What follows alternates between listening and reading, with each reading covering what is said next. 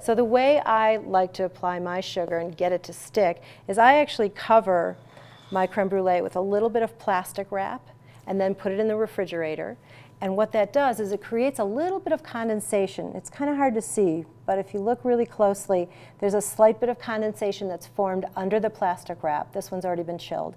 And a little layer of condensation on top of the creme brulee surface. So now the surface is a little damp, I might say. And what that's going to do for me is that's going to help my sugar stick to the surface. Now the way I like to do it is I use, this sugar is called Con AA. Confectioner's AA. It's a very large, coarse-grained sugar. It's those sugar crystals you see on top of sugar cookies. So if you think about sugar and how it's labeled, there's 10X, which is powdered sugar. So X is really, really fine, and A is really, really coarse, and this is confectionery AA. So it's a really big grain sugar. But what it does is if you put it on top of creme brulee, just one thin layer, and caramelize that, it's the perfect thickness for creme brulee. So what I do is just take a handful of this coarse sugar and just sprinkle it right over the top, so more than you need. Give it a little shake to coat the whole thing. And then knock off whatever doesn't stick. So that's why that layer of condensation is so important. Now we actually have the perfect layer of sugar on there.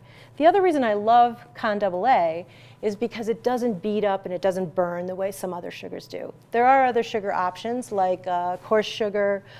Some people, you'll see them spreading brown sugar on, but I find that those have a tendency to sort of beat up and roll around and then burn, whereas this Con AA just does a perfect sheet of caramelized sugar.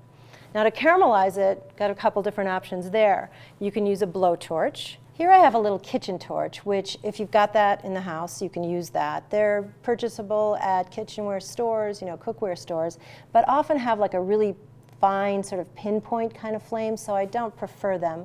What I like better is a butane or propane torch. The other option, if you don't have one of these, is to go ahead and use your broiler and fire it up and put it underneath the broiler and cook your sugar that way. I'm going to go ahead and use the butane one. And the thing when you're caramelizing sugar on top, you just want to make sure you keep your torch moving all the time.